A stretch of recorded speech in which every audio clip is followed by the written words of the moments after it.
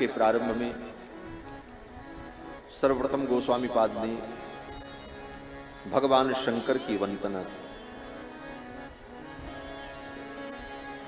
भगवान शंकर के प्रसाद से ही ये कवित्व शक्ति गोस्वामी जी को प्राप्त है और भगवान शंकर ने ही कृपा करके इस मानस को गोस्वामी जी के हृदय में प्रेषित किया, प्रकट किया। रच महेश निज मानस राखा, पाए सुसमौ शिवासन। रचना तो भगवान शंकर ने की, लेकिन इसको प्रकाशित गोस्वामी जी ने किया। और कब? बोले देखो, जो राम जी के जन्म की तिथि है वही रामचरित मानस के प्राकट्य की भी तिथि है। जिस दिन राम जी का जन्म महोत्सव होता है उसी दिन रामचरित मानस का भी प्राकट्य हुआ। राम जी का प्राकट्य अयोध्या में हुआ और श्रीमद् रामचरित मानस का भी प्राकट्य अयोध्या में हुआ। वही दिन, वही तिथि, वही महीना, वही नक्षत्र, नवमी भवमवार मधुमासा, अवधपुरी यह चरित प्रकाशा। गोस्वामी जी ने इसे प्रकाशित किया। ये अयोध्या में प्रकाशित हुआ। रचना तो भगवान शंकर ने की। गोस्वामी जी महाराज भगवान शंकर को प्रणाम करते हैं। यस्यांके च विभाति भूधर सुता देवापगा मस्तके, भाले बाल विधुर्गले च गरलम, यस्योरसि व्यालराट, सोयं भूति विभूषण सुरवर सर्वाधिप सर्वदा, सर्व सर्वगत शिव शशिनिभः श्रीशंकर पातु मां। भगवान शिव यस्यांके च विभाति भूधर सुता, जिनकी गोद में भूधर सुता पार्वती विराजमान है, देवापदा मस्तके, देवताओं को भी पावन करने वाली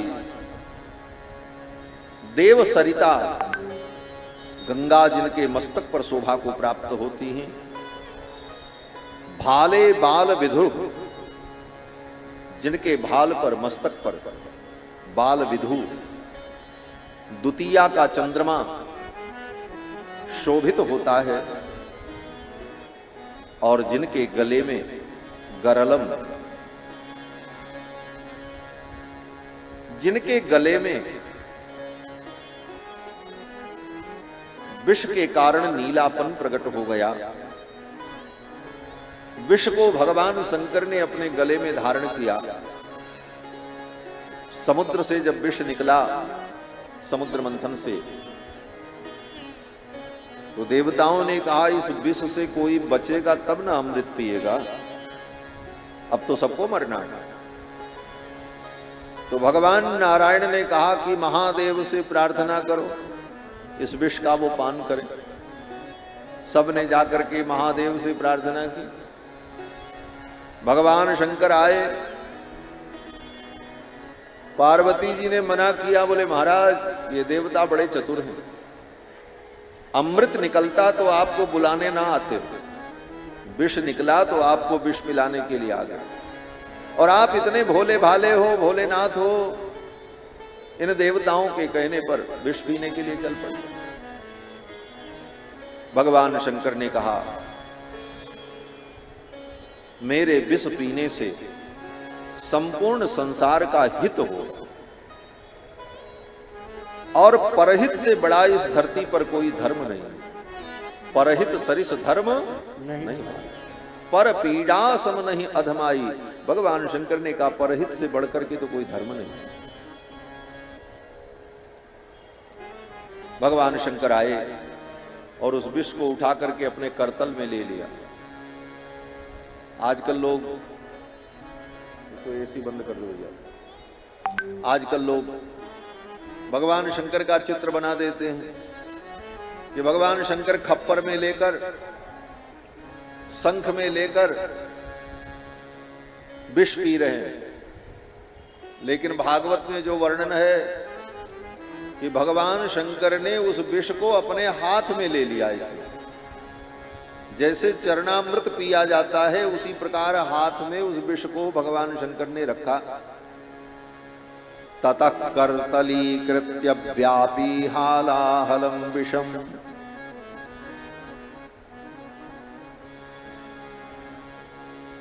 ततः कर्तलीकृत्य व्यापी हालाहलम विषम, उस हलाहल विष को भगवान शंकर ने अपने करतल में रखा। ततः कर्तलीकृत्य व्यापी हालाहलम विषम अभक्षयन् महादेवः कृपया भूत भावनः। भूत भावन भगवान शंकर ने उस विष को पी लिया, आचमन कर लिया, जैसे चरणामृत हाथ में लेते हैं, और चरणामृत समझ करके ही पिया। भगवान शंकर ने विचार किया समुद्र मंथन हो रहा है, और कौन सा समुद्र? बोले दूध का समुद्र, क्षीर सागर का मंथन हुआ। और उस क्षीर सागर में कच्छप रूप में भगवान विराजमान थे, नीचे उन्हीं की पीठ पर मंदराचल घूम रहा था। भगवान शंकर ने सोचा, जैसे शालग्राम भगवान को दूध में नहलाते हैं तो वो दूध दही क्या होता है? बोले चरणामृत बन जाता है। आज तो कूर्म नारायण भगवान समुद्र के अंदर विराजमान है, ये पूरा क्षीर सागर ही भगवान का चरणामृत बना हुआ है।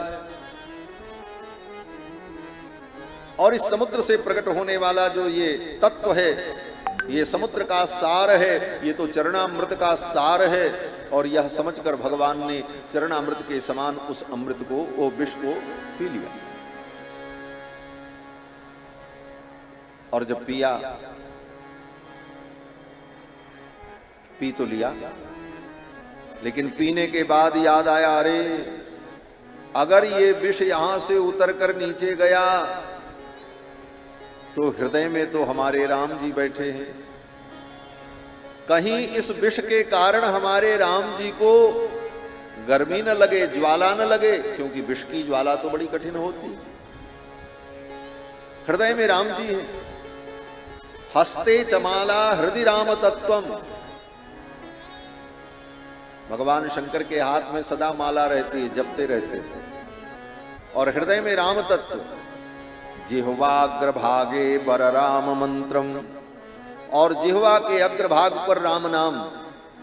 तुम पुनि राम राम दिन राती, सादर जपहु अनंग राती। और मस्तक पर